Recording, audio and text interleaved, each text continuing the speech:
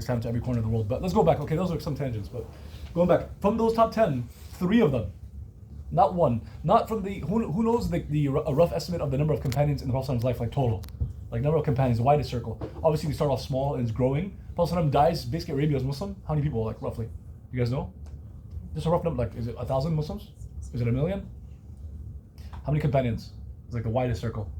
Prophet dies, obviously, and they're not at the same level, because those who fought in Badr, those who convert at the end, those who convert in the very beginning. But where Prophet dies, basically, is a sea of people listening to Hajj. How many people are Muslim? I think before the he passed away. Because once he passed away, you can't be more companion. Companion means you met him in his lifetime and you accepted him. So he's passed away. How many Muslims are there in Arabia that met him? I think before they went to before a lot of the Muslims went to what's it called? Medina? No, yeah, Abyssinia. Okay. It was like 100 or the biggest number. Biggest number. Before he passes away. Roughly, just roughly. I don't know the exact number. 10K people like march to for Fatah Makkah. That's the men, but each one of them has a wife, maybe multiple wives, multiple kids, maybe multiple. I mean, I just like say like below 50. Say. No, it's more. It's more. Yeah, 10 people. Huh? It's about 100. I've heard 100. I've heard 120. So you get an idea. Let's say 100,000. Okay. From them, you know how many of them we know their names? Like not like obviously we had a hard time like coming up with 10. But how many of them are known like in the books, in the scholars that study these things? But how many of those names we know? We don't have the names of 100,000 people on the list. We know it's 100,000, but how many of them are names that if you were to research it, if you look into the books, they related hadiths, they fought in one of the battles, they asked the Prophet a question. So like total, like they were players, they were movers in that Sea of Arabia. They were actually like, I mean, this doesn't mean necessarily they're more righteous than everyone who isn't, but these are names that we know. So they had a role in the story. Who knows? 100,000? How many of them? Maybe 300-400. More. But it's still a small percentage of 100,000. 100,000. You guys get the question? It's 100,000 total companions. They become Muslim at least at one point, like right before the Prophet dies. There's about 100,000. How many of them are like they're the names that we know, and those if you research them, you find them as well. They were in one of the battles. They related hadith from the Prophet. They asked them a question. They had a role in the seerah. Because obviously, when you speak to an audience of people, they didn't each of them like have an impact on it. Kind of just numbers. Now they're the best of all generations. They're still better than us, all 100,000. All item. I don't know. Maybe if you're the best of your time, you're comparable. I don't know. But regardless, 100,000 are all amazing. But there's levels. But how many of them are known names? You guys understand the question? Just guess numbers. Maybe like 25,000 names. Huh? 1,000. 2,000. It's about 2,000. 2,000. Check this out. 2,000 out of 100,000. How much is that? 2%. Okay. I'm not going to go into conspiracy theory. I'm not going to act like there's like a number that our religion. People love this stuff. I'm not saying that because there's no ayah hadith that says that 2% is a special number. But here's something we noticed, and I think you'd agree that it makes sense. The number of employers in America, 2%. That's the number. Sorry, the percentage. 98% of people are employees or they're unemployed, looking to be employed, and 2% are employers. So what am I trying to say? What's kind of implied, or what can we deduce from that? A significant population. But what's the significance of it? So 2%. I'm saying in America today. These are two kind of random numbers, but they both 2%. 2% of people hold more power. Yeah, 2% of people, 2% of a society are like leaders, and 98% of followers is like a natural. It seems like companions, and it's America today. I don't know if we can have other case studies, but it's going to be 3 or 4 or 5. It's still the point is still valid that a small percentage of people generally lead the majority. Is there any organization, any school, any company, anything where the majority of people are the executives and CEOs? Like it's always going to be. So even if it's 5%, even if it's one person, he has 1,000 employees, and he's the only one who makes all the calls, kind of like a dictatorship. Fine, there's different forms of organizations and government, but the point is it's generally going to be small percent. We've made 3, 4, 5 points. Who can like put them together and guess what my thesis is or what argument I'm trying to make, and then we'll go into Q&A and discussion. What do you guys think I'm trying to say? I didn't like say it directly, which is okay. So I just want to see if you guys are like following. Am I going too fast? Yeah, I get told every day that I talk really fast. But who can like put it together and put it in a bow tie, which I haven't done. What am I trying to say? Or what do you think I'm trying to say? Having wealth and fame is a tool that can be used to be a righteous leader. Yeah, that was good. That's basically it. Check this out. No, it's good. That's good. Listen to this. Money and fame is not halal or haram. It's how did you earn it? How did you spend it? If you've grown up like me with the majority, if not all, of the halaqas, durus, khutab, etc., lectures, and YouTube videos, etc., most of them, saying directly or indirectly, usually indirectly, it's kind of implied that you should be ashamed of money, fame, power, leadership. Know that doesn't mean that I'm telling you look back at everyone that's ever taught you deen and everyone that ever gave you advice and every khutbah every time. These are all bad people. I'm not saying that at all. Are they all wrong? Just know that that's one slice of the pie. They're telling you be careful. Because yes, you could. The more money you have, the more you get. There's a hadith, the famous hadith, which is I forgot to mention earlier because you were saying like the rich in heaven and the poor in hell, all the way around. Because there's a hadith that says that you're not going to move on the judgment. You can't your feet are not going to move. You're not going to end up in Jannah or Jahannam. You're not going to be done from your case. You're not going to move out of Allah's court until you're asked about your time, how do you spend it, money, how do you spend it, etc. So more money means there's more accounting. Allah's going to take you through every dollar. So it's understandable why every khutbah is going to be about like be careful of money and don't let it corrupt you, or don't spend it wrong, or don't do anything haram, and don't obsess over it, because if money is in your heart, then Allah's supposed to be in your heart. Yeah. So it's understandable. I want you to take all of that and just realize that's a slice of the pie. I said all that was right, but it's not complete. It's not the complete picture. Because if our deen was money, not like you're going, like you start a new job and you're excited about, nah, man, don't do it. It's like, look, I want to start a business. No, just like pray. If that was our deen, that was it. Then how about 3 of the top 10 of the 100,000 companions? If one of these 100,000 companions was like a successful multi-millionaire billionaire, someone could still make the argument that like, wait, it can't be haram. A companion did it. Unless the Prophet said, yo, listen, you're a good man, but you shouldn't be doing this. This is wrong. Okay, you're still one of the companions, but there's no such thing, right? So if one of the 100,000 companions was a successful businessman, that's enough evidence to say that like most likely, unless there's other evidence, like another ayah hadith, this is not haram. But if 3 of the top 10 of the 100,000 companions were multi-millionaires or billionaires by our standards today, maybe we're not on point about our views on fame and money, is my thesis. What do you guys think? Kind of make sense? Yeah. The people who taught you Sunday school, or someone who speaks at your MSA, or the khutbah you attend, or etc., if they constantly say, which is how I grew up, only in the last couple of years I kind of like realized that there's some missing piece. If they made you understand, or they got the message to that fame, money is something you should be ashamed of, or shy away from, or be careful of, or so on, I'm not telling you that they're wrong. Nothing I'm saying goes against that, inshallah. They're not wrong. It's just that is true, but other things can also be true. The other thing is that we need money and fame and power and status. How are you gonna like? The companions went after it, but what they did is they had a vision, they had a mission, they had goals. They worked really hard. They did big things. They didn't necessarily care about every cultural expectation and what other people think about them, if they're doing the right thing or the wrong. They kind of overlooked all that stuff, and they're about pleasing Allah and running after that. And then that stuff came as a byproduct. So I'm not going to tell you to obsess over money and fame, but they were aware of it, and they definitely had it. So it can't be haram. Allah gave it to them. So you see, these are the best people. I love them. He chose, there's a hadith that says, Allah looked at all of humanity, chose the best of all hearts, He put them around the Prophet. Of course, the Prophet is his favorite person, and the Prophets are the best. After the Prophets, the companions, He put around them the best people. And during their lifetime, and it could have been that 3 generations later, the Muslims started getting money and fame. Prophet starts with the movement of 0 people, or him and Khadija, and it starts growing, and 3 generations later, Muslims start expanding around the world. Like they leave Medina 3 generations later, and some of them get money and fame, and we can be like, okay, well, these are not the companions, these are them. They had money and fame, that's their test. But within the Prophet's lifetime, there's money and fame. Fame, didn't have money in his hands, but he had students, employees of his, had multi-millions, so Prophet was rich, is the point, yeah? We kind of taught that he's poor. He was not poor. He chose to sleep on a straw mat, but that's his choice. He chose. Sometimes he went without food, but if other people are hungry, he's not going to be the one who eats when they're hungry. He's not that kind of leader. And then there was famine and there's droughts and then of course he was poor growing up, or he's an orphan. He marries Khadija, he's rich, he spends it all, like, you know what I mean? And then he uses it for the movement, for the da'wah, like he didn't just like sit and just chill and like live a fashionable life, which he could have. He didn't. That's him. But it's not like our deen says you can't be rich, famous, or etc. And in fact, he had access to a lot of money. When he's like, guys, he's like the leader of the CEO, right? If he's said, I have a vision, or I have a mission, or right now we need to go intercept this caravan at Badr, we need to go, but we need money. Uthman Affan and others are competing to throw their money at there. So is he rich or poor? These are his employees, his students. You guys get it? So definitely money and fame is haram. I think we were past that though. I encourage you to go after it. Obviously, in realizing that our deen has rules, and we can talk about it in Q&A. If you guys want to ask that question, we can talk about what are the rules. And some of them are very, very relevant and very interesting when you look at America today, the way we do contracts and the way we do business. Very interesting. Allah's rules are always going to be not just like, it's like, oh, we have to follow them even though we're in 2024 because we believe they're from Allah. No, it's like they're super relevant. They'll make you successful in every society. We can talk about that as well. But yeah, I'll open it. I have a lot more to say, but I'll open up for Q&A and like see what you guys are thinking. Hopefully the message was clear, kind of. With a major headache, and I didn't even eat, drink, or slept in a while. But go ahead, Bismillah. I did my best. The one thing that I think of when I think about this. You guys, excuse me for a second. Let me just grab some water. Yeah.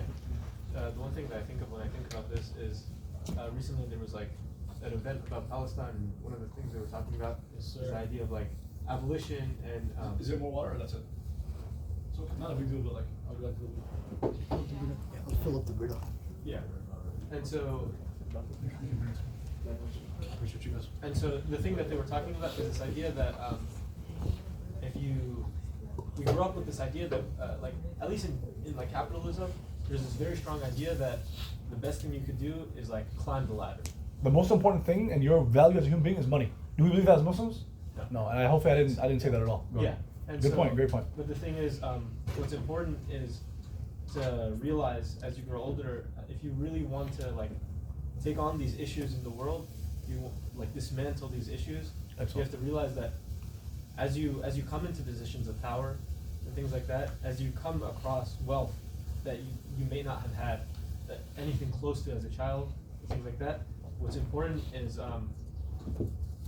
also recognizing that a lot of the time maybe you aren't the best one to spend that money at times. Oh, interesting. Okay. And so one thing that you see with the Sahaba is like a lot of the time they're giving away vast amounts of their wealth. So like Abu Bakr, like gave away his entire I think And that's Abu Bakr, and we're not yeah, gonna ever and do then, that way. and But, then yeah. you have Umar ibn Khattab who gave away like half of his fortune. And so Remember, who are they giving it to though? They're giving it to the yeah, Prophet. yeah, It's like exactly. guaranteed ajr and guaranteed to be used for good and guaranteed. In our times, I would say Exactly. invest some and So- donate some. Mhm. But yeah. And so it's just, but the one thing that I like that I think of when I think of this is the importance of making sure is the one thing that I see in all of this is the importance of not hoarding it. Like Not this holding it for idea sure. that- Because once you die, what the money that you had there is like they're not gonna give you ajr unless like your kid takes it and then spends it on something good, then you get the ajr maybe. But really, what you want to do is you want to, yeah, 100%. yeah, continuously spend it on good. Like Earn as much as you can and then spend it on Yeah. things that are going to translate to good deeds. Good deeds is the currency you take into the future. Inshallah. He's able to speak, I like this guy. He speaks 3 sentences and it's like 4 points in 3 sentences.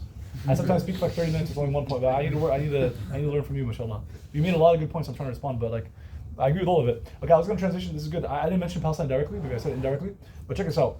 So no. The instant, you can anything I say you can disagree, or you can say the other point, you can say how about this hadith, or well you forgot about this and stuff. We can do that, right? I'm not an expert on any of these topics, and I'm still learning, growing. Maybe I'm just a few years older than you guys. But check this out. The second the bombs, this is my observation. The second the bombs started falling, people all over the world all started directly looking at President of the United States. I'm not even going to mention his name. It's not about who he was, because whoever was in that position would have been. They would have looked at that person, and it wouldn't even matter Democrat, Republican, white, black. Like the people would have been like, because they know that's a position of power. They would have looked at President of the United States, and then maybe other countries like UK, etc. Although historically UK are the ones who started the problem, and the US is perpetuating it. But they looked at those positions because they know they had something they could stop it maybe.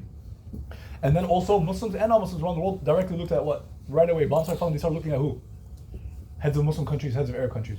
Okay, so that's power. So these are positions that they know that they could potentially do something about it, and they're wondering how their response and so on. It is what it is. Okay, how about this? Statistically, what's the chance that anyone in this room is ever at any point going to become ahead of one of these 200? There's 200 countries roughly. How many? What's the chance that any of us is going to become ahead of any of these countries? I'm not going to say 0, but it's almost 0. Agreed? The chance of it. I'm not going to say 0 because a number of us are U.S. citizens. You could, I don't know if you guys were born in the U.S. and I'm sure some of you are. If you are, then you can run for president. Right? And I believe 100%. I worked in multiple political campaigns. I didn't mean to be sarcastic. You could be president. I'm saying statistically though, it's not likely, right? But here's the thing. Shaitan then tells you, what do you mean? It's like impossible, right? Then just be like everyone else, or just be like normal, or don't aim for high things. The thing is, in many cases, in most if not all cases in life, it's not all or nothing. Money, power, is definitely not all or nothing. If you can't be, like, at 25, Drake was already selling albums. I look at social media, you see people with millions of followers, like, and they're younger than you, and they have more money than you, so like, what's the point of even trying? So if you don't have millions of followers, if you don't have millions of dollars, if you're not ahead of a country, then you just like, don't even try to do big things. That's ridiculous. It makes no sense. It's really dumb, but it's from the shaitan. He'll tell you aim for the highest thing, and then he does that with Ramadan too. This was the khutbah I'm probably gonna give tomorrow, something similar about maximizing Ramadan, and the same khutbah I gave last Friday in Alabama. That was interesting.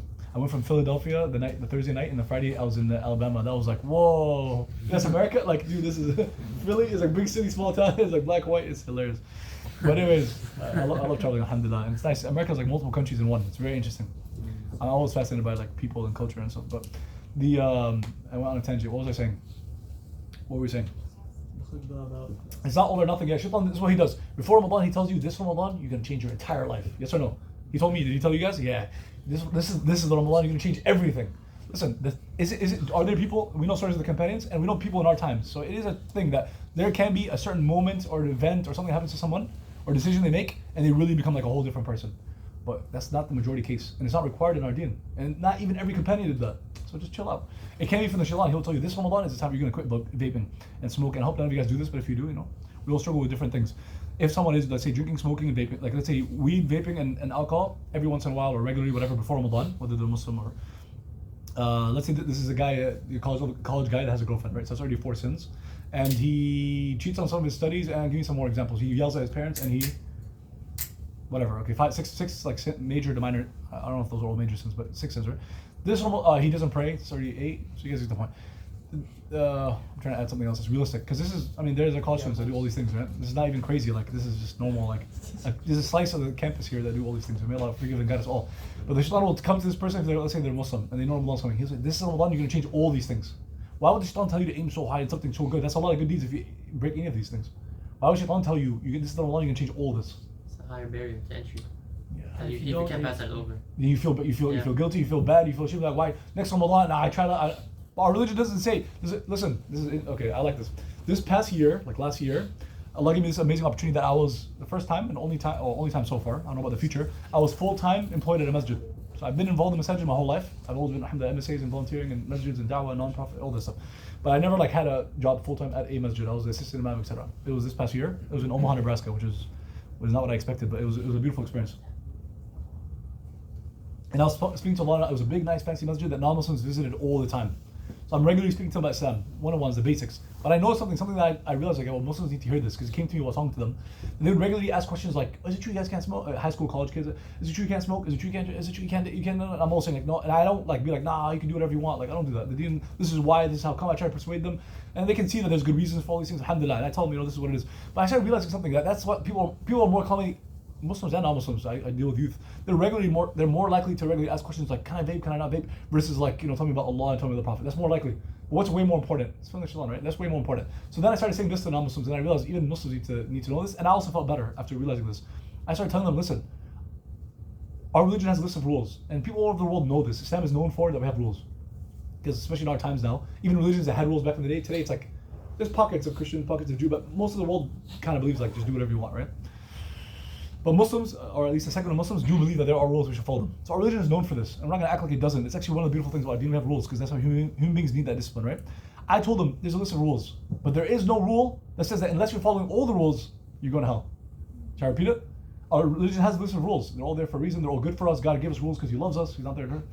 They all make sense, but there is none of the rules says, unless you're following all of the rules, you're damned, you're doomed, you're going to hell. And then a lot of them, I looked at the audience, and a lot of them were like, okay, that was, they clicked for me. Like, then I started sharing that in khutbahs to Muslims, because I think a lot of Muslims could hear that. So, but there's no rule that says you have to follow all the rules. So yeah, Shaitan tells you you're going to change, you're going to do everything right this Ramadan. Yeah, just relax, guys. There's going to be people in Jannah for sure that committed major sins, minor sins, a lot of minor sins, a lot of major sins. Ask for forgiveness. A lot of hadith to that effect. It's not about being perfect. If Islam was a religion for perfect people, then I wouldn't be, forget about giving talks, I wouldn't be Muslim. I couldn't be Muslim if it was for perfect people. I'm far from perfect. But yeah, Q&A, we're doing Q&A, guys. You have to wait on me to, each of the topics we brought up, each like the 10 points, I probably could go on for hours, but I don't want to do that. I want to hear what you guys are thinking, and questions and curiosities. And right away, I'm sorry, I remembered, I wanted to say something. Right away, people looked at these heads of countries when the bombs started falling. But, and I said, statistically, it's not likely that you'll be any of these people, right? But it's not all or nothing. That was the point, and then we went on a tangent about Ramadan. It's not all or nothing, because there are people after that level that they're not even necessarily the richest people in the world, the heads of different countries. Some of them are, if they're like oil-rich countries. Some of them, like in quote-unquote Western democracies, they're not necessarily the richest people in those countries. They're kind of employees in a sense. Even the president is like an employee because there's like lobbyists and all that. But fine, we're not going into all that right now. The point is, let's say they're the most powerful, among the most powerful people.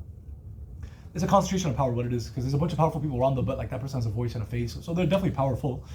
But then it's not all or nothing, because then there's like the majority, like 90-something% or 90% of Americans that have almost equal power to each other, 90%, which is very little. I mean, more than most other countries, but they don't have that much because there's 300 million of them. But then there's levels between there. So I'm encouraging you to aim high, even if you're not going to be head of a country. Doesn't mean it's all or nothing. There are people that are names that we know, that have big followings or big money or a lot of money or both, that have a say on different things. Even if they weren't able to stop what's going on in Gaza, they have a say on a lot of other things. Not just like what highways get built in your city, but also where money is allocated and where things go and how things are managed. The budgeting from government or from this company or sponsorships or where things go. They make moves. Like the way, if you look at any city in America, the way it was built and developed, none of it is random. None of it is random. It's over time. There's a mixture of government in there and also private businesses that decided like where the streets and where the buildings are, where the grocery stores, where is it, whatever, which section of the city can go. That's a lot of power. Because even if you don't think about it in your whole life, probably most people don't think about this much throughout their lives, but it impacts you every day, how the city is built. And also, these are so many different topics, but the way the cities are built in America are directly remnants from slavery, by the way. And if you look at where like different communities are, it's not random, they did that on purpose, but people with money and power decide where people live. And they also, the same people that built the cities and designed the cities and decide where money goes, are also some of the, maybe not necessarily the same people, but also people that have influence on money, also decide the scripts for movies and where money goes to which actors and which producers and which directors, etc., which is high impact because a few people and the rest of the world watches these movies. And in the movies, which we act like, a lot of us think like it's just a movie. Like I comment on movies and I tell people like, I write about them and I give khutbahs about like a movie that I thought was impactful. And a lot of times I get that people look at me like, you just enjoy it, just sit and watch the movie, but they don't understand. When people come together that are geniuses, because if you look at 8 billion people, how many of them are producer, director, let's put actor to the side, but producer, director, scriptwriter, screenwriter, all that stuff together, it's not even 1% of the world. they're definitely high intelligent and very skilled in what they do, right? They're writing stories that millions of people want to watch and see and like want to like obsess over. And then plus people put in millions of dollars, plus you got some of these geniuses, they get together, they spend like a year to make this project, this 2-hour movie. It's not random. So if I say agenda, you guys are like, oh my God, like an agenda means a set of goals. Of course there's an agenda behind your movie. So yeah, so they decide how the city is built. Colonization wasn't just tanks in the streets and bombs falling overhead. It's the laws, who made them and who they keep up and who they keep down. It's the movies and who is or isn't shown on the big screen, or what story is or isn't shown on the big screen. And it's not just a movie, because it tells you movies, like 100 of them in a row, like in your lifetime, like the 1,000 movies you watch or 100 movies you watch, is gonna tell you how or not, how you should or shouldn't spend your money, how you should or shouldn't earn it, who you should or shouldn't love, how you should show your love. It's deen, basically. If you look at time, money, they're basically telling you how to think and what to feel. They're telling you where your heart and mind should be. It's a whole religion. But yeah, we want money, influence, power, following, and we know the way we earn it matters and the way we spend it matters. But these things are not haram in themselves. And I encourage you to think about these things. And if you can graduate and start your own business, which again is 2% of Americans, so the chance that everyone in the room is going to start a business and it's going to be successful is almost impossible. But what if one of you starts a business and hires a number of others among you, or they don't have to be in this room, it could be other people, and they don't have to be Muslim, they could be non-Muslim, or a combination of. But what if someone out here starts a company and it comes out to be one of the companies that's successful in America, and you have millions of dollars, next time something happens at Gaza, you can actually send 100K versus I sent a couple hundred, you know what I mean? So yeah, bismillah. So what do you, I know like there's obviously so many other positions other than like politicians that, like you were saying, like producers or writers or things like Yeah, those are all, yeah. that impact Be a lawyer, be a media, work on your content creating. Start a business, and it can be anything. Like people get like really like, I need to love the business, and it has to be like look really good on social media. Like there's people making like millions of dollars off of something like that you wouldn't think of. Like I don't know, just right now off the top of my head, I'm thinking like who's excited about rugs? I'm not. But the top rug companies are $1 billion companies.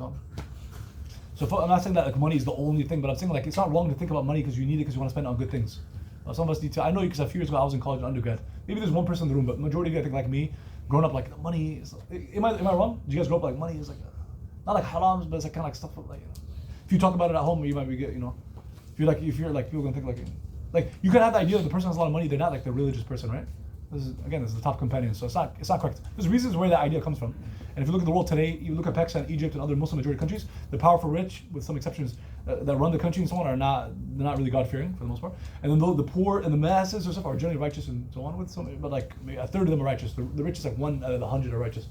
So I get it. And colonization also did some of this on purpose. They purposely put scholars in a corner, put money people in a corner, taught them different things, and forced them to not really speak to each other. We want to change this, inshallah. I'm sorry, go ahead. No worries. But obviously, like, there's kind of like a big movement to get Muslims in politics, and in kind of. And I'm all for it, and I've been very involved in it, but we have to be critical of certain things. But go ahead. And so like I'm a political science major, Oh. and like that's like kind of my thing. But then also. Didn't expect that. Usually it's like engineering, medicine, pre-dental, pre-law, pre-medical. Most everyone is. Yeah, Yeah, I know, I'm I'm an not- exception. But what do you have to say to like the claim that a lot of people make that's like, if you want to be a Muslim in politics in the U.S., You have to compromise? parts I don't of think your so. deen. Not necessarily. You don't have to. It's easier. It's an easier path. Like you have to be able to take on more stress, more disappointment, more people yelling at you or arguing with you or fighting with you or questioning you. If the more you're different than whatever is normal in America, but it's all possible. Like you find the right zip code, find the right county, find the right city, right in the right state. Like for example, right now I know of, because I'm from Texas, there's a southwest part of Houston. So it's not Houston. I'm from Houston. I'm from Houston. Let's go. But southwest. Poli-sci as So well. for poli-sci as well. Yeah. The future looks good, mashallah. Fort Bend. What high school did you go to? I see high schools or universities. Yes Prep. You know the school system? ES Prep. Yeah. Never heard it? Come on. Yes Prep or ES Prep? No, Yes Prep. Yeah, I heard ES Prep. Yeah, Yes Prep. I know it. Yeah. Yeah, okay. I know yeah, it. you know, yeah. Fancy stuff, mashallah. Charter, not private. Come on now. I'm going to good schools. I went. Alhamdulillah, my parents sacrificed everything they can, put whatever money they could, put me in some of the top schools in the world, and I did. Alhamdulillah, I did top of the top schools. And then when all the money was there, like 160K in oil and gas, I decided I want to give down, work with the community and so on, which it is what it is. But now at 30, I'm starting to make some money. I sacrificed it. I need it. I started realizing stuff like it's not either or, so I continue to give dawah and I continue to make money. But yeah, I went to top schools, alhamdulillah. But I just didn't have the same. But like my goals, and like I want to work for Google, work for that's what they do. ExxonMobil, Shell, start my own company. And even if you don't make as much as they do, like you get more of the pie for yourself. And then also you can spend your time, money in your own hands. I don't like the idea of having a boss. You're gonna ask permission from somebody to go visit my sick mom. F that, bro. I ain't doing that. Go ahead. And you have a boss as a boss as a boss as a boss. Muslims in America, but we need to start our own businesses. You gotta be independent. Like some people can't go to protests because they're afraid their boss is gonna fire them. They don't speak of it. We can't even go to bro. What is this? I go to protests, I get content, and it builds my business. Like some nonsense. And then we need to build. I'm just being 100%. And then we want to build their own social media platforms because these platforms are constantly like hurting us while we're trying to. We're following all the rules. The rules are, express yourself, be part of the community. Like it's a bunch of lies and nonsense. We're building Mecca Digital. Look out for the name. It's coming out soon, inshallah. I have friends in Dallas that are building their own social media platform for Muslims. Huh? You need software engineers for that. We'll stay in touch with so I'm not the one who's managing this one. Like I'm like more promoting for the app, especially when it's ready. So I'll put you in touch with the team, and if they do, that'd be great. So yeah. You guys need to, my Instagram finding politicians here would be tough, but finding computer scientists, that's like half the crowd. But yeah, I definitely they might need it. I don't know if they need it or not. But my Instagram is Abdullah.speaks. Anything I talked about today or anything I can help with, you guys are definitely free. You can DM me, you can text me, I'd love to respond. We can get on FaceTime or Zoom and discuss any of these things. I'd be honored. I do this regularly and I love it. But I cut someone off. I'm sorry. Well, I was just. I don't know. Can I real quick? I remember what it was. I was saying that you guys went off on Houston and then southwest part of Houston, like Fort Bend County, Sugar Land, and there's some areas in Dallas. There's enough Muslims in one place, and they have enough money and enough numbers, and the demographics are well enough. It's a lot of factors. I'm sure there's a few other spots around the country, New Jersey area, like Detroit, Dearborn, obviously, certain parts of California, where a Muslim has a good chance of running. So be smart. I'm not saying Muslims should run. Like we don't want to be just cliches and just like motivational speaking. That's it. You have to have strategy and plans. But there's certain areas where Muslims have run and won, and you have a chance. So you might still lose. But there's certain areas like you're almost guaranteed to lose. So be smart about it. You're gonna put time, money, effort. You're gonna spend a year knocking on thousands of doors. But there's certain areas, and we can definitely talk. That's something else you can DM me about. But yeah, so if you go to Fort Bend County and you run, there's like 100,000 Muslims in that area. Now they don't vote, which I'm working on that. I tell them they need to vote. They don't vote. But even the non-Muslims in that area are Black, Latino, Asian, very split, very diverse. So Muslim has a chance of winning. You know what I mean? Well, what's your question? Yeah, but I mean, I guess like a lot of people, especially in like governmental agencies, like Department of State. Like I had some friends like working there over the summer, and yeah, I wouldn't do that. But we need Muslims everywhere. But like it's not for me. I mean that was kind of my thing. It was like it's like when I find out Muslims in the military, I get excited. I'm also like, hopefully everything you're doing is good. But like we do want Muslims there. Like if you can have an impact. But also, like, what are you doing in there? I don't want to know. Like, don't tell me.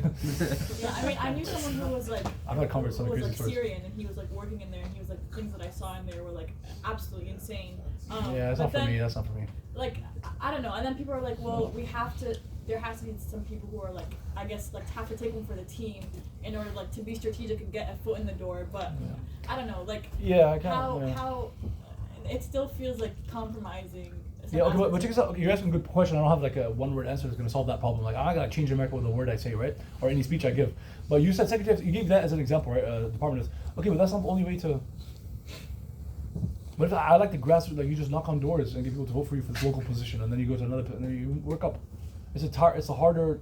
And guess what happens? No matter what level you end up in, even if it's not the first, even if you don't get elected for anything, every minute of it was da'wah indirectly, like level 2 da'wah, I would say. You didn't talk to them to say about Allah because that's not what you're talking about. Something like to vote for you, and this is your track record, and this is what you and your group is going to do, and things but you're still like, and you're wearing a hijab or a beard or whatever, and even if you're not doing that, your name is Muhammad or Ahmed and stuff, and even if that isn't the case, but I mean, you'll probably some indication they'll know that you're Arab or Muslim or Indian, etc. It's still good, like you say, level 2 da'wah. It changes their views on someone of a different skin color, different religion, running, engaged, cares about societal problems. You talk to them about the issues they have. You listen to them and find out what they care about. Then you try to work on solving those problems at a local level. All that is da'wah. So, inshallah, you get the ajr for it, whether you do or don't win the race. But you have a good chance of winning as well. We like to bash ourselves and put ourselves down as Muslims in America. We're 1%. We can't do much. We're not that powerful. We're not this. We're not rich. But really, we're some of the hardest working people. Some of the most educated. We have a lot of things going for us. We're growing really fast. Definitely the most diverse group. There's a lot of positives. We have an issue. We have a confidence issue. That's what we have. A problem with confidence. Have you guys heard Muhammad Ali respond to like live interview questions? Bro, that confidence. I want a little piece of that. That's so good. He'd be like, ask questions like, oh, what do you think of that? You saying you're gonna weed everybody? What's it? And he just like takes it and he goes off like, I'm confident. I've always been confident. My brand is confident. What do you mean that? And it's like, you're being extremely truculent. He's like, I don't know whatever that is. If that's good, I'm that. He didn't catch in the second of like a live interview. He forgot or didn't know, which is, I get it. It's an SAT word. I forgot what it was when I first saw the video. Then I realized truculent. Like the guy's asking it live. You're being extremely truculent. And he's not gonna stop and ask what it is. It looks bad. He said, whatever that is, if it's good, I'm that. Oh, did you guys see that clip? You guys know what video? Go ahead, just search Muhammad Ali confidence. I mean, he has a lot of. But this was live. Like he just, I remember if he just finished a fight, but like the way he's dressed, like, he wasn't like sitting at an interview like in a studio or whatever. It was like rated like live, and he's being asked, and it's like, and the guy's coming at him kind of in a unnecessarily disrespectful manner. But he responds in a way that he totally came out on top. A little bit of that confidence. There's arrogance, there's confidence, but the ummah, we definitely need confidence. What else? Oh, Can I actually, you guys want me to comment on this real quick? Confidence, arrogance? Something I think about all the time. Come try. Yeah, you guys are all laughing. It's the Oh, speed. no, go ahead, please. You guys all smiling at that? Is it the speed I'm going at? It's fast, yeah? We bring up all the topics I think about. And I have a bad habit of speaking really fast. Arrogance versus confidence. I think, y'all funny.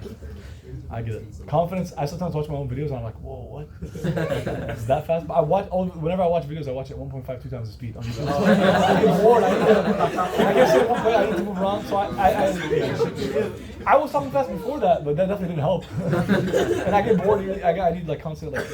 And I try to stay from anything. I don't drink, I don't smoke, I don't party, anything. But within what's halal, such as travel, such as meeting new people, such as ideas and discussions, I do kind of, and maybe I'll grow out of it. I don't know. But I'm 30. I mean, I still like need kind of like regular excitement. Like I can't just sit around the whole day and do nothing. But I try to use it for good. But arrogance versus confidence. Put nobody above you. The chances are, even when you die at 70, from now till then, and up to most likely, there'll be plenty of people richer than you, plenty of people more famous than you, people with higher IQ than you, the people in your class have higher grades than you, people that come from fancier families than you. There's people that are taller than you. None of them more famous than you online, the bigger following, more popular, more liked, more loved, whatever. More money, you have more kids, you're a couple, you're a husband and wife, whatever, you got married, and a few years from now you have like 3 kids and you're done having kids. Another family comes in, rolls in with their 5 kids, they're escalated and something you feel. I'm just giving examples that came to mind. Nobody or nothing, you put nobody above you. You don't look at, you respectful and polite to all them, but you don't put anyone like, oh, I wish I was, don't put anyone above you. Except you put Allah above you. Then you're not arrogant. Arrogant is like, thinking you're lesser than, I'm saying don't put anyone above you. I didn't say you put them all below you and treat them like they're below you. That's arrogance. And rejecting the truth, or thinking you don't need Allah, or like whenever you make any money, it's like, I did that. That was me. I did that. I don't want to mention names. A lot of the very popular people on social media. Now, intentions is a separate thing. Maybe they don't know. Maybe they're in a situation. Maybe their mental health. Maybe it doesn't matter. But the action-wise, that's why I don't want to mention names, because it's a negative thing, not a positive. But the action of saying, I did that. These are my goals. Like by 25, I accomplished it. By 30, what are you doing with your life? I'm doing this. Like the example in the Quran of someone doing that was Qarun. Allah opened up the earth and swallowed him up. So there you have money, fame, status, height, good education, top university, good degree, all that. You have to remember that's from Allah. But I spent years studying. Yeah, but what if like when your eyes stop working one day, you're gonna study the same way, like your hands stop working, you're gonna get the same grades, your legs stop working, I'm gonna like travel, I'm gonna stop like going to these, like right now I've spoken at 20 different MSAs. It looks really nice on my website or my bio or my whatever I send. It looks clean to have, I have Berkeley, Harvard medical students, Vanderbilt, whatever. But like let's say I woke up one day, my legs stopped working, I'm gonna stop, like it's not a priority, like it is a priority for me, but it's not a need, and I'm not gonna be able to do it as well, so I'm probably gonna be like, I can't do it anymore. So Allah allowed me every step that I took to go to travel to the airport to do it, Allah allowed me to do it. I didn't say I did it, it's part of my accomplishments, but I have to remember that I'm talking to people, I did this, that's one thing, but really believing that you did it, like you did it on your own, like you didn't need Allah, then yeah, that's arrogance. So confidence versus arrogance. What else? I think I'm sorry, go ahead. No, you're okay. I just wanted to, was a lot of things, right? But the first thing I wanted to ask just about that Dua's point on like the State Department thing, because like me personally, I've worked there, and especially as a Muslim, it can be extremely difficult. Don't damn me. No, it's okay. It's okay. I love it. Yesterday I was talking to a guy who was a former Marine. Right. I used to say ex-Marine. There's no such thing as an ex-Marine. Okay. I don't know these things. No one told me this. No such thing as ex-Marine, but as a former Marine, he's a convert. But I talk to everybody. I have my view. I'm very like, we're Palestinian. Right. Just a couple of days ago, I got an opportunity to make a good chunk. Just coincidentally, I made a good chunk of money. I'll tell you guys. All of you guys are my brothers and sisters. A good chunk of money off of something related to the military. I won't go into all the details. It's not what you think it is. It's like a social media advertising type, whatever, sponsorship. Because I do social media marketing. So, big chunk of money from the military, working with this company that's like they're building their own Netflix. Like it doesn't matter what the point is. Big chunk of money, and for a second, I was like, a big chunk of money. I could really use that. There's plenty of things I want to spend it on. I'd like to get married and have kids, and that costs money. I would like to have a bigger, nicer car and so on. I regularly travel and spend money, and I'm not old, like here, with all due respect. Vanderbilt didn't pay me. Some other MSCs, they pay me. But like, could I use more money? Would I want more money? Can I do more with more money? Yeah. I saw that, and I was like, nah, I have to draw a line somewhere. Like, I'm like, Puma, Adidas, Nike, I'm not touching them. Disney, L'Oreal, I'm not, military. I'll make my money elsewhere. So, it was a test. But yeah. No, my point is it's about the influence, right? Because I understand many cases you can be in these rooms and you're the only Muslim there, and they're making foreign policy decisions about Muslim countries. That's with no consideration. yeah? But could you imagine the influence that, inshallah, one day a Muslim Secretary of State? I'm not against it. I'll support you. I'll knock on doors all over the world. I'll support you. Exactly. I'm not telling anyone not to do it. I was saying it's not me. Yeah, that we build these inroads now. Yeah, you're good, bro. Then in the future, I feel like you get the benefits. But my overall point was going to be on that, like that question about compromise, right? What do you think personally? If you look at today and the political situation, right, you have these two ideologies that people are trying to force young people into. Like when you tell people they're a Muslim, there's the idea that, oh, you're a religious person.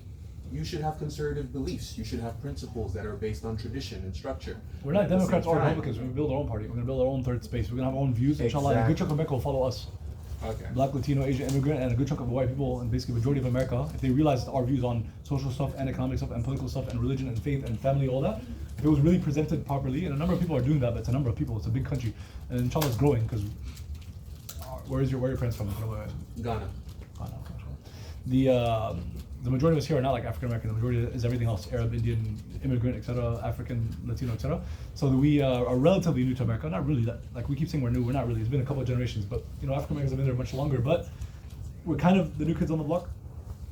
I don't know. Anyways, alhamdulillah for everything. 15 different things came to mind, but I don't know if I want to say them right now. But it's okay. It's good. It's good. Yeah, I don't have to comment on everything. I think I've said enough. What else? Anything else? I'll support you, but if you run for something, you just let me know. I support people's campaigns. Like bouncing off these people's questions.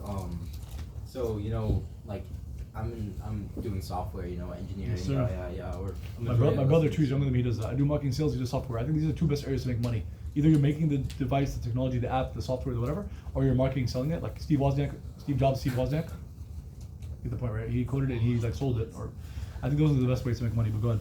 I think like more like okay, too. engineering in general. I think like there's always like the big dilemma of like what company should you work for. Like if you get like an offer from like a defense company, or if you get like an offer from Or you start your own company. Is kind of what I'm trying to say here. What I'm trying to say is that we grow up. We believe that like our parents and our family and our masajid. Like you won. You got the A+ in life. Can you guys listen to this last part and then you guys can chill? I get that you won, but this is because this was like one of the main, if not the main points I had today. We, our community, and generally, immigrants to America, etc. We think like the win, like the A++. I'm not saying it's not a good thing or not impressive, that you shouldn't be celebrating. It's not halal, that it's not halal. I'm not saying any of that. We believe the A++, like you won in life. Also, they add like if you remember the whole Quran, which I agree with, but there's also bigger things in our deen, but it's also bigger. But if you that, like, or you pray all your prayers, which of course is good. Plus, you got hired by Google, Microsoft, Shell, Exxon, whatever your area is. It's software, chemical engineering, like Shell, Exxon Mobil, Google. But that's not the A++. It's objective. Not my opinion. Is like I don't think. Yeah, for me, I felt my personality, what I want, my goals. It's not. Believe me for a second. Objectively, that's not the A++. How can it be? How can being employed by Google be the best thing you can do? Google has a CEO. You know what I mean? How can working for a company be better than owning a company that's successful? But the chances it's very hard to be successful. Our community doesn't have that much of. Am I wrong? Our community doesn't have that much of a culture of encouraging people. It's a confidence issue. That we are in America, like like we act like we're like from a different country, or like some of you might have immigrated here. That's not my point. You're here legally. Not the point either. The point is, you guys get the point or no? I'm tired, man. I'm tired. It's been a long night. I haven't eaten since yesterday night. But yeah, that we have this issue of like someone needs to accept us. We need external motivation. We need someone else to like say you're good job, like good. Like we need someone else to tell us like you did okay. Especially a white person, John Smith. With all due respect, nothing wrong with being white. Some of my best friends are white and they're converts and they're Muslim.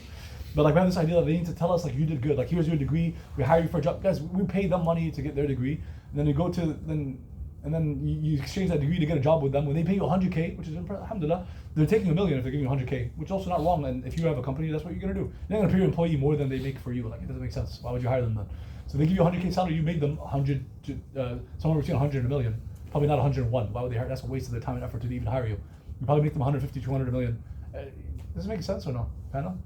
So you start your own companies, and if even just one person in this group is like has that personality and that ability, and that time, and that management, that ability to do it, because it's hard. Start a company, other people try to work for them, or definitely if you don't, statistically most of you will be employed at good companies, which is nothing wrong. I'm not trying to make you, I'm not trying to tell you it's wrong or be ashamed of it. Definitely don't tell your kids. Let's say you were like me, born and raised here, and your parents immigrated here, or if you came here for college, but inshallah you're raising your kids here. Either way, you don't need to tell your kids that the best thing in life is for them to get approval. They need someone else's approval for them to be successful, and they need someone else to like hire them, and they need someone else to lead them, and they need someone else to tell them what their vision, mission, goals or should be. They can't have their own thing. Like don't tell them that the best thing in the world is to be an engineer or doctor, because it's not the best thing in the world. It's great, but there's levels above that. Engineers and doctors, even if you bring 1,000 Muslim doctors together, they donate $1 million or even 10 million. Which is good because they usually have good income. But they don't like decide how the city works. They're not at that level. That's more than 10 million. That's like 100 million, 5 billion depending on the project. And that's one city, Nashville. There's like 25 major cities in America. There's people that like Warren Buffett invests in multiple of these cities and moves the city. Like he donated millions of dollars to a masjid. Just like here's 2.5 million, and then he does billions of dollars a project.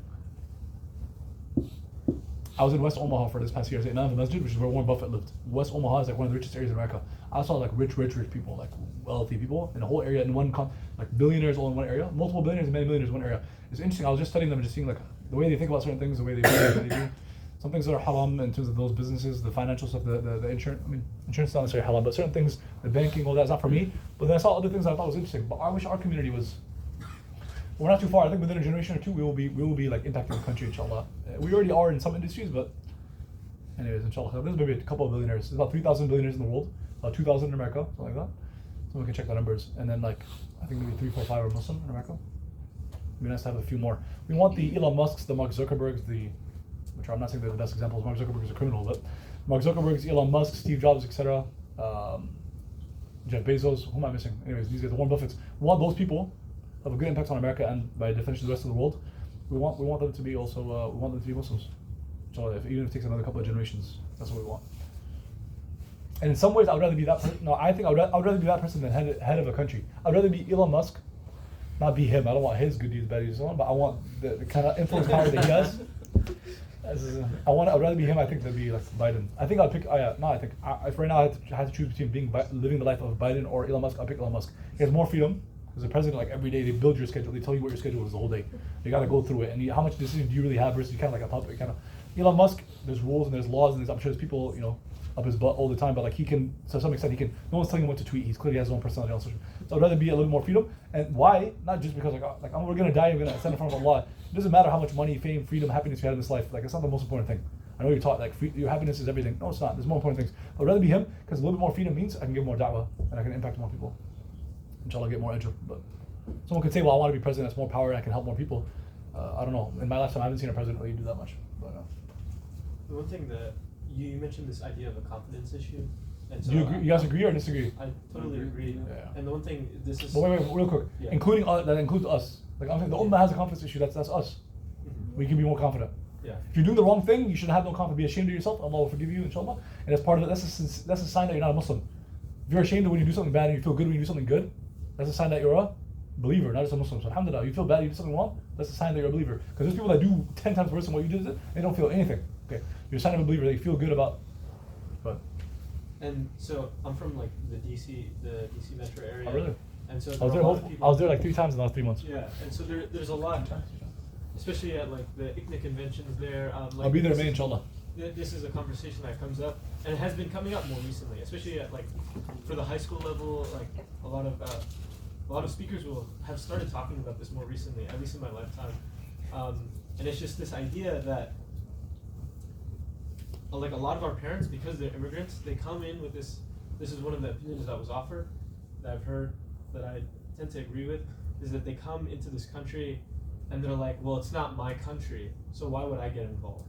Like this, it's not my business, it's not for me to stick my... Either I shouldn't or I can't, or I don't know how to, or which is all not true, but it's okay. I just want to make sure it doesn't get passed on to the next generation, because man, the world needs like... Yeah. Who do you guys think is going to liberate Kashmir and free Palestine? If not American Muslims, who's it going to be? The people in Gaza? Like what? And so it's like... The Uyghurs? Who's going to feed the Uyghur? The thing is, like, we can't give Help away... the Rohingya and the Yemenis and Syrians and the... We can't give away the privilege that we have of being American Muslims. This is a privilege that Allah... We haven't even scratched the surface, by the way. Yeah, we can't give it away, so we have to use it as best as we can. Like, 100%.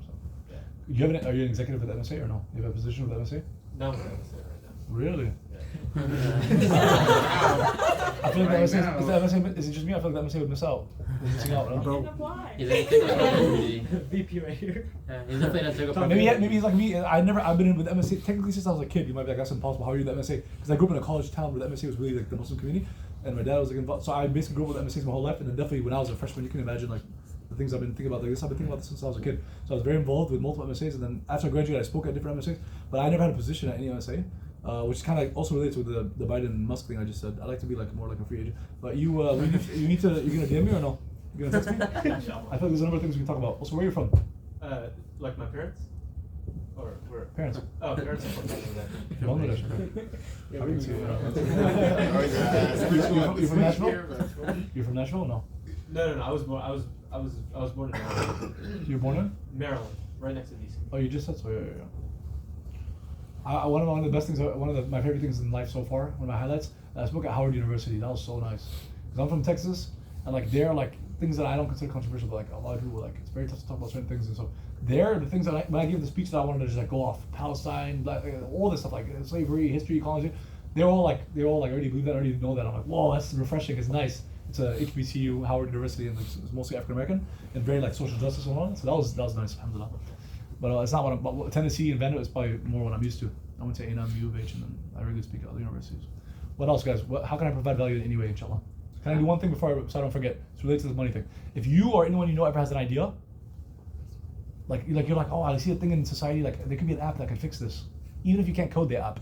You have an idea for a business, and even if you haven't started the business, or you started it and you don't know what to do, you need a network, let us know, inshallah. There's $1 billion team that's interested in investing in your ideas. And what I can do is I can get you on a phone call with them. I can't do anything. I don't got no $1 billion. I don't got $1 million. I don't got anywhere close to that amount. But alhamdulillah, because I'm involved in the community, they reach out to me. They're like, they have people like that bring in people. So I get you on a phone call with them. If they like the idea, you don't have to worry about manufacturing it, marketing it, coding it, patenting it, getting the lawyers. They'll do all of that, and maybe you take 50% of it, which is a lot. But you went from having nothing to having whatever. Like your idea is gonna be global, inshallah. So if you or anyone you know ever has an idea, you just need just the idea. You don't even have to have worked on or anything. If you have an idea, I get you, text me, inshallah. I'll get you on a phone call with $1 billion team. The guy who got me onto the team is a Muslim lawyer that's praised every prayer in the masjid, inshallah. He's amazing. He's one of the pillars of the Houston Muslim community, so he knows me. And we'd be honored to help. And then yes, I would make money as well, but that's how it works. I'm not ashamed to say it. Bismillah. Anyone have an idea now that I think we can get them on a call? Shark Tank. Yeah. You were talking about fame and money. I feel like You gotta be a little bit louder. one of the most important things when you were talking about fame and money was What money? Fame and money. Okay. I heard family money. One of the most important things is probably setting your intentions. Setting intentions, 100%. How do you make sure you're setting the correct intentions? What's your intention behind money?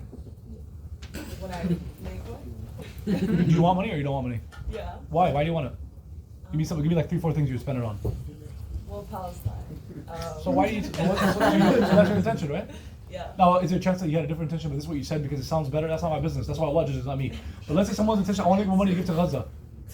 And then the shaitan tells them, what about your intention? The shaitan will tell you like 1,000 times a day, your intention. What is the shaitan doing? He's slowing you down, he's wearing you out. Your intention is for Gaza. Like, what's a good intention for money? Better than that. That is what money's for. Or either you decide like, I'm going to live a life that's like, I'm just going to like, which is not haram, but like, I don't think that's the point of our deen. But I mean, there's definitely some companions that didn't have money, fame, status, following.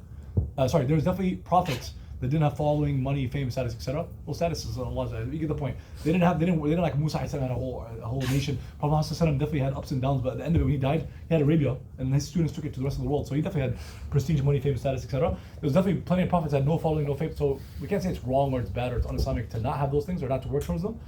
But if you're gonna work towards them and stuff, and your intentions are want to do it, so like, yeah. You guys know, and I kind of said it earlier about the Ramadan thing. Shaitan can say good advice, but it's actually bad for you. Or say good advice, but it's like for example, this is not like super common or anything, but it's a simple example just to get the point of it. He can tell you right now you should read Quran, but like they're praying Jama'ah in the masjid and you haven't prayed the Jama'ah, like it's like a fun prayer. But reading Quran, like he will tell you to read Quran, but it's like you're not supposed to be like you're supposed to be doing something better or more important. So he can make you go. Well, he'll try to get you to shirk, kufr, etc. If you can't do that, you're trying to get you to commit major sins. If you can't do that, you guys get the point. To minor sins, if you can't make minor sins, at least waste your time. Like play video games. It's not necessarily sinful or haram, but if you do it for hours, you could have been growing your business, could have been giving da'wah, could have been. So the point is, he could come and tell you like intentions are so important. He could scream that in your ear 1,000 times a day for years of your life, and you realize that you're not really moving in life. From the shaitan. Yeah. There's people to talk to that like you should be reading Quran yourself, doing your adhkar, doing dua to protect yourself. But just know that shaitan decided that we're his enemies. He decided that he's our enemy, and he's waged a war against us, including yelling and screaming and so on in your ears and trying to he sees you doing a lot of good and trying to do better, you have good intentions, and you're making moves and you're encouraging them and saying you're getting people together for salah. He's going to attack you harder than the person who spends their time between Netflix, weed, video games, and clubbing. How much does shaitan need to tell them? They don't need to tell them that much. He's spending time with, if you're praying regularly and going to school and you're generally a good example of a 20-year-old what they should be doing, shaitan's going to whisper to you all the time. If you go around and start speaking to other MSAs, shaitan's going to attack you more. If you're giving khutbah, he's going to attack you more because he wants to hurt you and hurt everyone else that you. And he might hurt you through other people who might attack you. This is real life. I'm not trying to scare you, but I can. You guys want to hear scary stories? I was an imam for 1 year, and Allah planned that year I just saw everything. I was like, whoa. I got a nice insight. I knew the community well. I grew up in it, but people come to you with all their issues and questions, and I'm just like, whoa. It was incredible. I need to write a book. But including people came to me like they're possessed and stuff, and I was like, I didn't get training on this, but I had to get training on it. I got to try to help, but it's real. Yeah, ruqya is real. Dua and adhkar and so on is very important, and Shaitan's gonna come in. He can't like make you do, but he'll yell in your ears, and he'll say things that can be good. He can say things that can tell you to do good things that you should be doing better. He can tell you to do things that are like less priority. He can distract you. He can waste your time. He can, procrastination.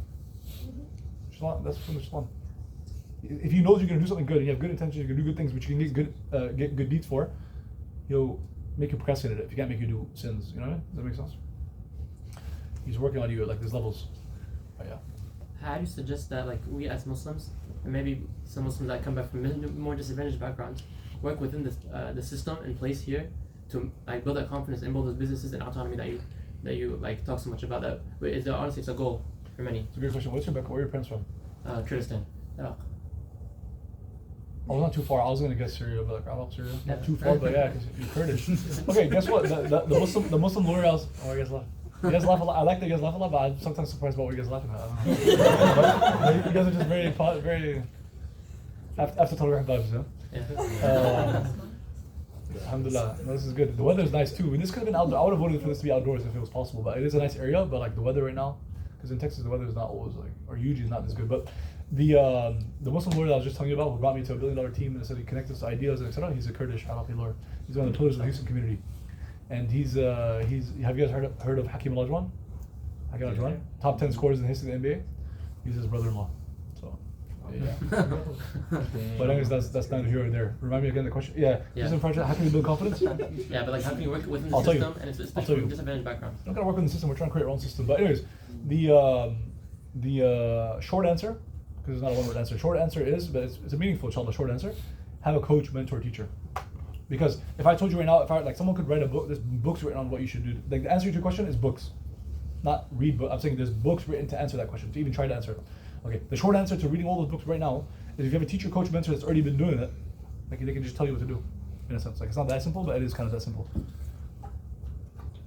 What you do, if you have a teacher, mentor, coach, and I'm trying to get better at basketball, I'm trying to get better at math, I'm trying to get better at Quran, I'm trying to get better at business. It's like every area of your life, have a teacher, mentor, coach, or multiple in that area. That's a shortcut. That's how you get there faster. That's how you get better. That's how you minimize the mistakes. You'll still make mistakes. That's how you maximize the results. Fair enough? Has anyone ever gone to the NBA in the history of the NBA? Didn't have a coach at any time up until the NBA? Like didn't have an elementary, middle school, high school coach, or private coach? I don't know the answer. I mean, maybe there's one or two. But guess what? Let's say we find out there was one or two people. Guess what that means? Hard work. No, well, for sure that, well, no doubt, and genetics, like both, I'm sure. But let's say we found out that we looked into it, and all like 97% of the people that made it to the NBA had a coach, elementary, middle school, high school, some maybe just middle school, high school, some did. Michael Jordan didn't make his high school team, but he maybe got private too. Whatever, I don't know. But let's say we found out there was one or two people that never got coaching until they got to 18 years old and joined the NBA, or 22 years old. You know what that would do? With all due respect, you know what dumb people do? They'll be like, see, look, so you don't have to have a coach. You know what's intelligence? That proves the rule. There's only one or two of them. There's 99% didn't. That's exception. Exceptions don't prove the rule. It's called the rule. There's exception. You live your life based on the exceptions. The funny thing is, if you're trying to be the exception, you're trying to be amazing, you need to follow the rules. But it's not necessarily people's rules and cultural expectations. It's following the rules of how the world works. Allah designed the world. There's rules of how things work. Not just like scientific rules like gravity. There's also how humans and society works. There's also how, yes, obviously nature and science works. There's deen. There's rules of deen. There's our nature and how it works. But look, Allah created our nature, created the universe, and created the sharia, the rules. They fit together perfectly, and you maneuver through life with that. Is that a good place to end? One thing. Yeah, go ahead. I'm in Memphis till most likely I'll fly out Saturday morning, because Jum'ah tomorrow I'm doing it at Islamic Center of Nashville or Islamic Center of Tennessee. One of those. ICT. And then they didn't confirm, but probably I'll probably like talk to them or something at the masjid. But so Saturday I'll fly out. Until then, I'm all you guys as an in person. After that, when I leave, you still can text me, DM me. I stay in touch with people I met in almost every city and every university. If they want to be, I would love to be. I'm honored. But I'm here. So like if someone, I was gonna say invite me to like lunch, dinner. We're fasting tomorrow, but if right now someone was gonna go eat, for example, I don't mind eating, and like obviously it's not about the food. I mean, we can talk about these things. Tomorrow I'm here all day, minus that Jum'ah, and like maybe at 30 minutes after an hour I'm raising money for an organization. But like I got free time. Tomorrow Taraweeh, so you can kind of show me my schedule. After Taraweeh tomorrow, so if you guys want to talk about these things, I'm available. Like, how big is Nashville? Not that big, right? 20 minutes across. So I don't know where I'm going to be, but I'll probably stay tonight at a hotel right next to that masjid. What masjid is it? ICT. I'll probably stay right next to it because I'll be at Jum'ah. And then the Friday night, I'll probably stay at a hotel like right next to the airport, so I can go like if it's a Saturday morning flight. But all that is within what, 20 minutes? So, and if you want me to be somewhere, picking me up would help. But yeah, bismillah. We have about iftar tomorrow. I think I told you about it with the Jewish Voice for Peace. Oh yeah, I forgot about that. Yeah, thank Yeah, you. yeah. I will. Actually, yeah, I'm 99% sure I'll be there because if the masjid says, yeah, even I'll probably have iftar with you guys and then go speak at the masjid for like Aisha Tarawih. I'd rather have it speak. I'd rather eat with you guys than eat at the masjid probably. But yeah, no offense. JVP, yo, they're doing a lot, yeah. Last few months, I've known about them since like for like probably last 10 years or more. I first heard about them and I've been following them on social media. And I know the last few months, like I'm impressed. Our chapter here just started, so. Okay, cool. Let's support. Let's You go should out. see That's the nice. I wall. like There's that. an apartheid wall. Show I me the like wall. that. Yeah, you should see it. They built a wall. People are You can saying tear that- down the wall. So you Tear don't. It's down. symbolic. Yo, which In this case, trivia you question? want the wall. Not Islamic, but American history, which is I'm very into history. I'm very into history. Which U.S. president said, "Tear that wall down"? Reagan. Yeah. No, No, that's wait, wait. JFK. No, actually. He said Mr. he's Gorbachev. been there. Not Yeah. I was thinking Gorbachev. He was saying. I was about to say Gorbachev. Yeah, Reagan said Gorbachev. Yeah. No, you're Yeah. thinking I'm about like, I'm confused. Okay, wait, guys. Which guys? Was it Gorbachev? How do you say it? He said to Yeah. Gorbachev. Yeah. Who's that? Who's that? The president? Reagan. No, who's Gorbachev? Who's Gorbachev? Oh, he was Everyone knows the Reagan. leader of the Soviet Union. Okay, which Yeah. wall was it? It was Where the was it? Berlin Wall. Wasn't it? Yeah. I'm trying to see if I can trigger. You know your stuff. I'm about to say fellas. don't trigger. I'm in history. It's separated. I know. It's one of my favorite subjects are theology, like Deen. It's like Okay. Aqidah specifically, and then history is my second favorite. Okay, that's Well, what the wall separated what and what? East Germany and West Germany. Berlin. Come on, this is basic Wait. stuff. It's the harder one. Those are easy. Wait, yeah. no. East. Okay, he's right. Science right. East and No. West He's Berlin. right. East and West Germany. Yeah. East and West I Berlin. mean, I said Germany. It's Berlin. Berlin. East and West Berlin within Berlin. But guess what? East and West. Which side of it was Soviet? Which side of it was capitalist or American or Western? The East was No. Soviet and It's the the West was opposite. capitalist. I don't know why, but it's the opposite. It's not what you think. You think obviously Russia is this way and America is that way, but it was the opposite. That ain't right. Google I mean, it. it probably is, but it doesn't. Google it. It doesn't make sense yet. It doesn't make And I don't sense remember to the me. reasoning, but there's a reasoning. It's because like whoever got to the sea first, like, Yeah, during 'cause- World War II. Something. Like, But I know the Yeah, that's eastern right. part The is Soviets American, got whatever. there The west first, is so like that's German, why. is Russian, although it doesn't make I sense. mean, let's split the sea up What's into your- American, British. What's your favorite historical period? Well, What's your favorite? You see it all, of course. You see it all, of course. The Prophet ﷺ is coming as a prophet in 23 years.